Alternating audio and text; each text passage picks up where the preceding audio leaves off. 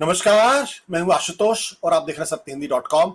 सत्य Hindi dot com का खास कार्यक्रम श्रवणगढ़ की खरी खरी में आपका स्वागत है। आज बातचीत करेंगे भारतीय जनता पार्टी को लेकर।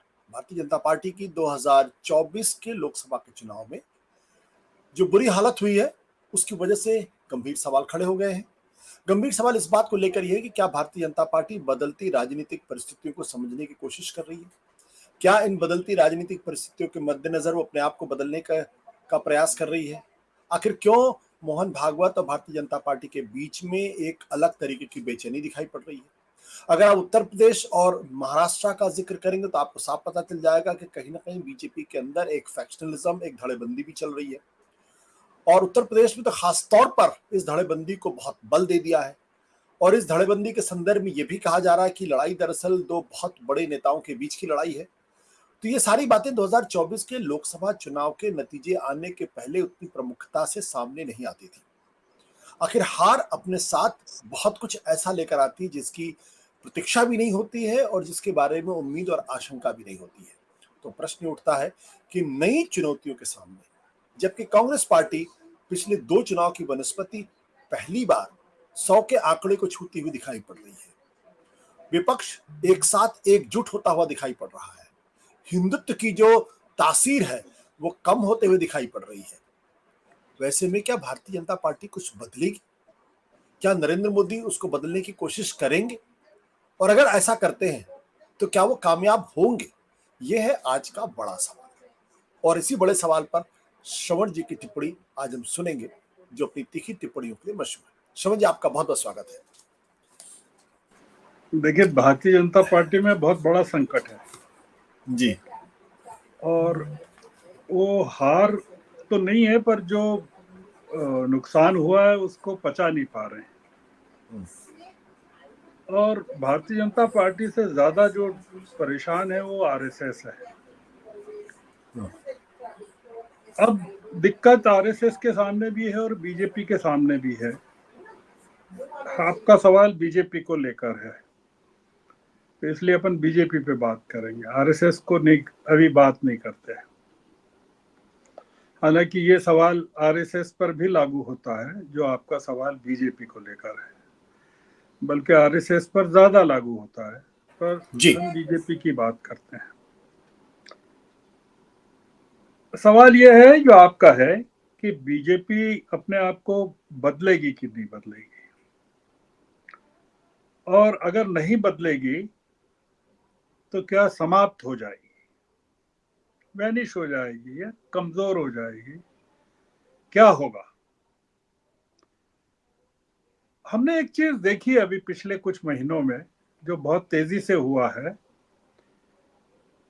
कि ज्यादातर दलों ने अपने आप को बदल लिया है। बड़ा चमत्कारिक तौर पर हुआ है सब कुछ।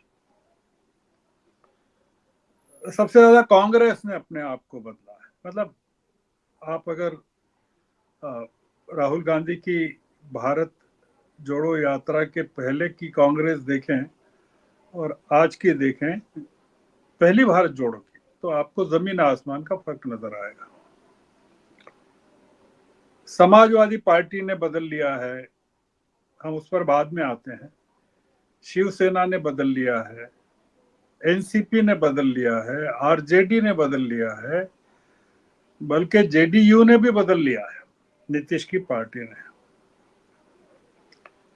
कुछ पार्टियां नहीं बदली हैं, उनमें आप तृणमूल कांग्रेस को गिन सकते हैं, आम आदमी पार्टी को गिन सकते हैं, अकालियों को गिन सकते हैं, बहुजन समाजवाद पार्टी को भी गिन सकते हैं। हालांकि अब कुछ सुगबुगाहट शुरू हुई है बीएसपी में भी। मैं याद कर रहा था 2019 की कांग्रेस को और प्रियंका गांधी को याद कर रहा था कि जून 2023 में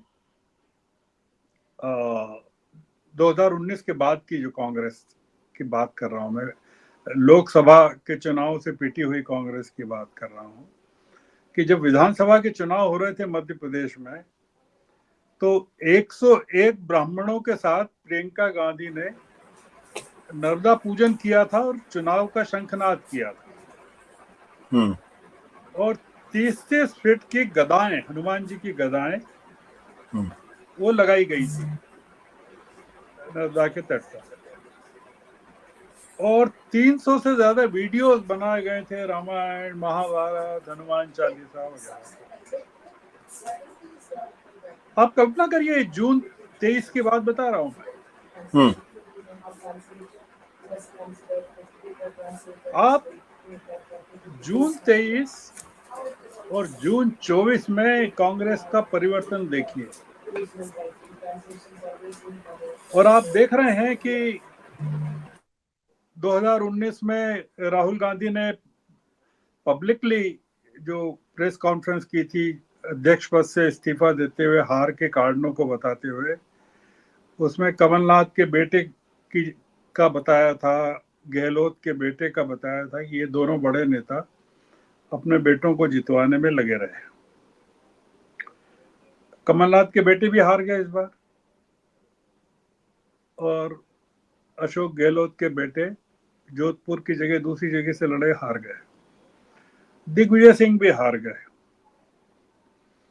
आप अगर देखें 2019 से के बाद जितने पुराने ओल्ड गार्ड्स थे कांग्रेस के, वो लगभग गायब हो गए हैं। मतलब कुछ उनके खंडहर बचे होंगे थोड़े बहुत, जो आपको दिखाई देते हैं। इंडिया अलायंस की साइड लाइंस पर एक नई कांग्रेस का जन्म हो रहा है। आपने देखा समाजवादी पार्टी के बारे में, देखा आपने, पूरी तरह बदल गई। मतलब मुझे जो जानकारी है, कोई इतने टिकट दिए हैं उन्होंने, वो उसमें से 5-6 लोगों को ही दिए, परिवार के लोगों को।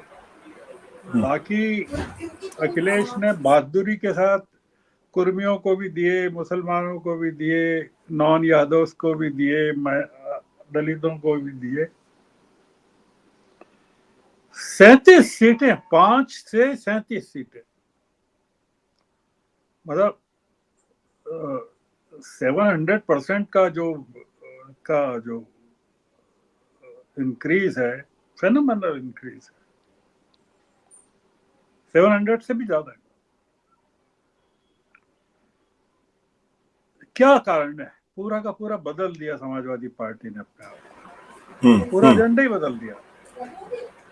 और विधानसभा चुनाव में छिंदवाड़ा, वो मध्य प्रदेश को लेकर जो सीटों का तनाव कांग्रेस के साथ पैदा हुआ था, आप पा रहे हैं कि उत्तर प्रदेश में कांग्रेस के साथ समाजवादी पार्टी ऐसे घुल गई जैसे दूध में शक्कर घुल गई। शरद पवार की एनसीपी 7 सीटें, बिल्कुल। जब अजीत पवार ने छोड़ा तब ऐसा कहा कि अब शरद पवार की पार्टी डेड हो गई है। बदल दिया, और अब तो शरद पवार कह रहे हैं कि इसको कांग्रेस में मर्ज हो जाना चाहिए सारे दलों।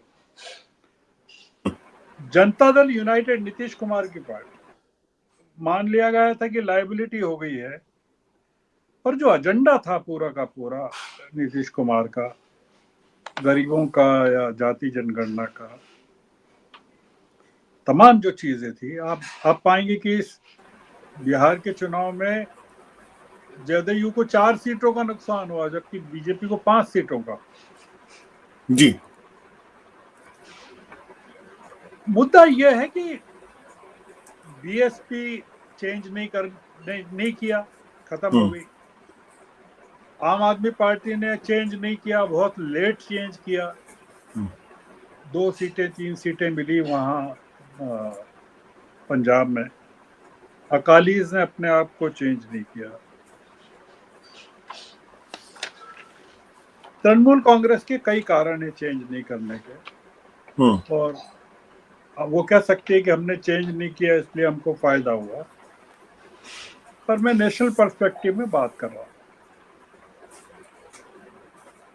हमारा जो विषय है, जो आपने विषय रखा है कि जी। उसका मुद्दा यह है कि बीजेपी अगर चेंज के लिए तैयार हो जाती है, मैं इसको इस तरह से भी रख रहा हूं कि मोदी जी अब चेंज करने के मूड में हैं, या दिख रहे हैं, या करना चाहते हैं, या कर रहे हैं। मैं इस तरह से कह रहा हूं। तो अगर वो करते हैं और करना जरूरी है, अगर नहीं करेंगे तो क्या होगा, अगर करते हैं तो क्या होगा, और अगर नहीं करते हैं तो क्या होगा। और घाटा दोनों में होने वाला है, करते हैं उसमें भी होने वाला है और नहीं करते हैं उसमें भी होने वाला है।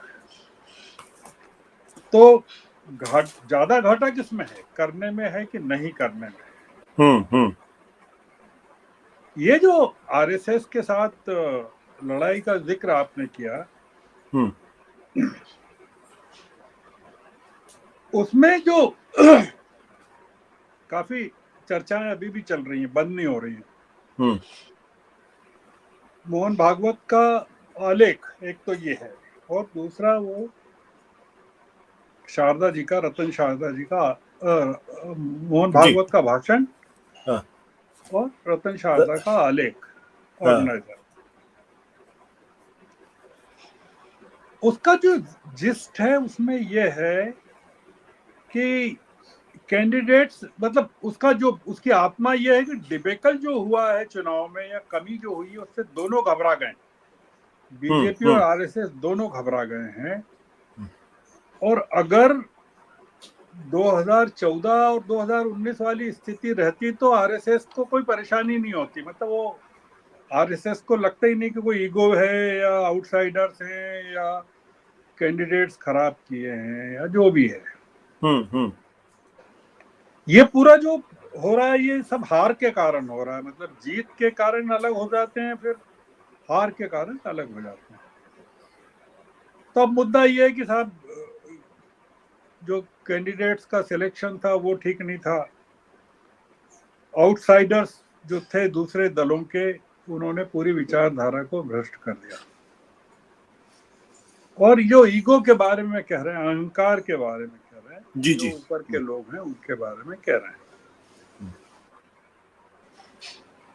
ये मोटे तौर पर कारण बताए जा रहे हैं। मैं इनको कारण नहीं मानता हूं। देखिए, जो मोदी जी का जो डिस्टेंस करने का कारण, जो बहुत, जो जिसको आपने भी अपनी कई चर्चाओं में उठाया है, जी जी। जो नड्डा जी ने पब्लिकली 5वें चरण के पहले 20 मई को 5वां चरण था, उसके पहले जो उन्होंने आरएसएस के साथ किया, वो पूरा मामला ये है कि चौथे चरण तक मोदी जी को समझ में आ गया था कि जो वो कर रहे हैं उससे बहुत नुकसान होने वाला है बीजेपी को लेकर। अगर आप चौथे चरण तक के इनके आंकड़े देखें सीटों के जिन राज्यों में, और 5वें चरण के बाद के देखें, तो आपको थोड़ा सा फर्क नजर आने लगेगा। तो एक जो रीजन समझ में आता था, वो हालांकि बहुत लेट है, वो सारा लेट है, मतलब कि मतलब इसको ऐसे कह सकते हैं कि आदमी बीमार पड़ा है और उसको जादू टोने से ठीक करने की कोशिश कर रहे हैं, और जब गंभीर हो गया तो फिर उसको डॉक्टर के पास ले गए, ऐसा है। पहले वो ये था कि मैं बायोलॉजिकल नहीं हूं और भगवान ने भेजा है और अवतार हूं, वो हो गया। और उसके बाद जो भगवान थे वो मनुष्य के रूप में जमीन पर पैदा हो गए, ये हो गया। मोदी जी की कोशिश ये रही 5वें चरण से के बाद से, हालांकि बहुत लेट हो गया, कि बीजेपी को ज्यादा एक्सेप्टेबल बनाए बिना, मतलब हिंदुत्व का जो कोर है उसको सेक्रीफाइस कम करके, मतलब डाइल्यूट कर सकते हैं, उसको ज्यादा एक्सेप्टेबल बनाया जाए। अब इसका जो पूरा असर हुआ कहे का नड्डा जी के, वो आरएसएस पर हुआ, और वो ये हुआ कि मोदी जी अब पूरा का पूरा बीजेपी को बदलना चाहते हैं, और उसमें आरएसएस का कोई रोल ही नहीं होना चाहिए, आरएसएस का कोई कमिटमेंट नहीं, आरएसएस का कोई मार्गदर्शन नहीं, कोई विचारधारा नहीं, और आरएसएस को एक अछूत किस्म से पॉलिटिकली अछूत करार दिया जा रहा है। इसमें यह होगा कि अगर चेंज को स्वीकार करती है बीजेपी, तो उसमें जो सबसे बड़ा मामला है, जो कि रिफ्लेक्ट भी हो रहा है जिस तरह से मोदी जी ने पावर शेयर किया है मंत्रिमंडल में, वो उसमें आपको दिख सकता है कि जो बहुसंख्यकवाद है, मतलब मेजोरिटेरियनिज्म है, उसकी जगह समाज के विभिन्न वर्गों के साथ पावर शेयरिंग, चाहे टेम्पररी हो, वो करना बहुत जरूरी है। और उसका जो बेसिक रीजन है, वो उत्तर प्रदेश में जो लॉस हुआ है सबसे बड़ा, वो ये है कि जो हिंदू बहुसंख्यकवाद है उसको यूपी ने पूरी तरह डिनाउंस कर दिया, और महाराष्ट्र में बीजेपी का हिंदुत्व नहीं चला, और शिवसेना का जो कांग्रेसी हिंदुत्व है वो चल गया। हम्म। जो डाइल्यूटेड हिंदुइज्म है शिवसेना का, वो चल गया। आपने देखा कि शिवसेना ने अपने आप को पूरा चेंज कर लिया, महाराष्ट्र में पूरा चेंज कर लिया। अगर शिवसेना सावरकर पर अड़ी रहती, हिंदुत्व पर अड़ी रहती, बीजेपी के हिंदुत्व पर अड़ी रहती, उद्धव अड़े रहते, तो जो हाल बीजेपी का हो वो शिवसेना का वहां होता। हम्म। तो शिवसेना ने और एनसीपी ने, दोनों ने महाराष्ट्र में अपने आप को पूरी तरह चेंज कर दिया। अजीत पवार और एकनाथ शिंदे नहीं कर पाए, मतलब। और आप देख रहे हैं कि कितना डिबैकल, डिजास्टर दोनों के लिए वहां हुआ। अब मुद्दा यह है कि अगर मोदी जी चेंज के लिए एक्सेप्ट करते हैं, तो उनको आरएसएस का जो हिंदुत्व है और हिंदू राष्ट्र की जो स्थापना की का जो स्वप्न है, वो डायल्यूट करना पड़ेगा या एक लंबे समय के लिए पोस्टपोन करना पड़ेगा। और पावर शेयरिंग में जाना पड़ेगा। उसमें पावर शेयरिंग जो मेजर होगा, वो जो ऑप्रेस क्लास है, ओबीसीज हैं, दलित हैं, उनके साथ होगा। आप देख रहे हैं कि एक बहस बहुत बड़ी चल रही है, वो ये चल रही है कि एक भी मुस्लिम एमपी नहीं है, एक भी मुस्लिम, मतलब पूरे एनडीए में एक भी मुस्लिम सांसद नहीं है, पूरे एनडीए में।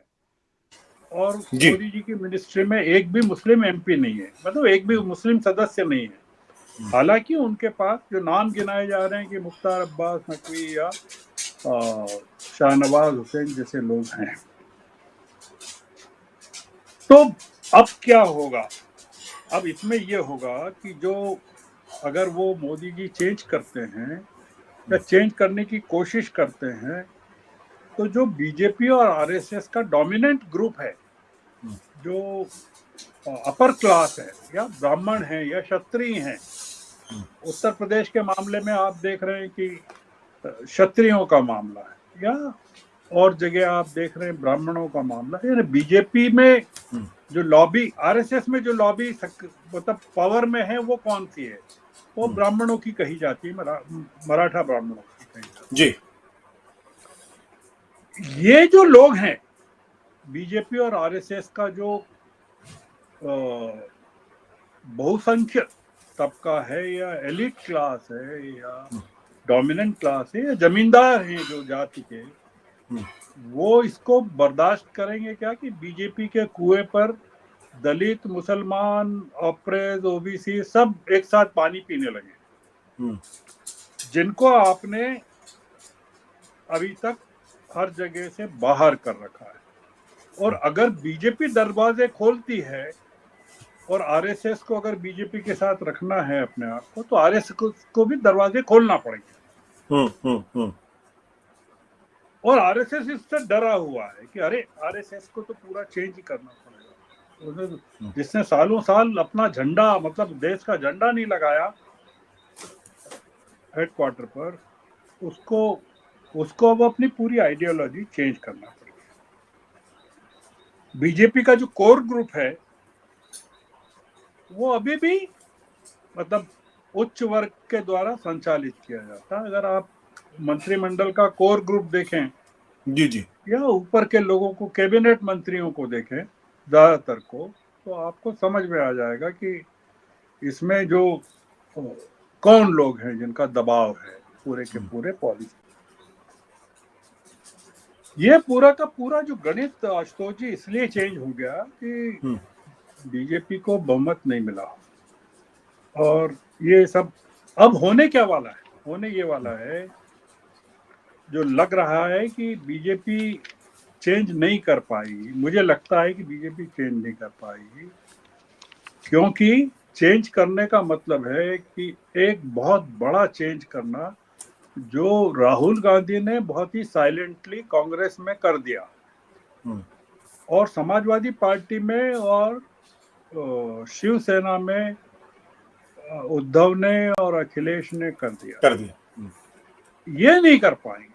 तो मैं जो देख रहा हूं वो ये देख रहा हूं कि मोदी जी चेंज करेंगे तो इंटरनल विरोध होगा और चेंज नहीं करेंगे तो जो समाज का तबका इस चुनाव में बीजेपी से छिटक गया है, आप पाएंगे कि उत्तर प्रदेश के विधानसभा में जो पोलराइजेशन होने वाला है 2027 में वो बहुत जबरदस्त पोलराइजेशन होगा और वो पोलराइजेशन आपको इसी साल महाराष्ट्र में नजर आ जाएगा और हरियाणा में पोलराइजेशन उस तरह का नहीं है, हरियाणा में पॉलिटिकल पोलराइजेशन है, पर आपको अगले साल बिहार में नजर आएगा और इस साल महाराष्ट्र में नजर आएगा। मुझे जो लग रहा है, मैं देख रहा हूं कि ये जो 3 राज्य हैं बीजेपी के पॉकेट से पूरी तरह खसक जाएंगे ये अगर चेंज नहीं करते हैं तो, पर चेंज कर नहीं पाएंगे क्योंकि बीजेपी के अंदर जो समूह है पुराने लोग हैं सारे, उसमें राहुल गांधी ने अपनी पूरी टीम को नया कर दिया है। बीजेपी में दिक्कत यह है कि वो पुराने लोगों के साथ परिवर्तन करना चाहते हैं जो कि संभव नहीं है। तो इसलिए मुझे जो लग रहा है, मैं मतलब बीजेपी के फ्यूचर को लेकर, पॉलिटिकल फ्यूचर को लेकर बहुत मतलब मुझे कोई बहुत आपका जो सवाल है उसका जवाब यही है कि मोदी जी अगर परिवर्तन करते हैं जो करना चाहते हैं तो भी नुकसान है, नहीं करते हैं तो ज्यादा नुकसान है, पर वो अगर करना भी चाहेंगे जो कि मजबूरी है उनकी करना, अंदर के फोर्सेस और आरएसएस उनको करने नहीं देगी। मतलब आरएसएस उनको राहुल गांधी नहीं बनने देगी मोदी जी को। मतलब वो मोदी जी इंदिरा गांधी बनना चाहते थे, वो तो उतना तो ठीक था कि वो एक तानाशाह के रूप में प्रकट होना चाहते थे, पर राहुल गांधी की तरह दूसरी पार्टियों के प्रति उदार हो जाए मोदी जी, जिनके धर्म अलग अलग हैं, वो क्या मेरे ख्याल से आरएसएस को भी पसंद नहीं आएगा और जो पुराने लोग जिनका कब्जा है बीजेपी पर अभी, वो भी इसको पसंद नहीं करेंगे। तो बीजेपी का पूरा जो कार्डर है 18 करोड़ लोगों का, उसमें अधिकतर लोग वही हैं, बहुसंख्यक लोग हैं और वो कभी मतलब न दलितों को, न पिछड़ों को, न मुसलमानों को, अल्पसंख्यकों को, किसी को भी पार्टिसिपेशन में नहीं ले सकते। इसलिए मैं बीजेपी के फ्यूचर को लेकर आपका जो सवाल है उसका जवाब ही है कि मोदी जी करना चाहेंगे तो बहुत मुश्किल से कर पाएंगे, करेंगे तो फायदा ज्यादा नहीं होगा, ये मेरा कहना। जी thank you sir, thank you.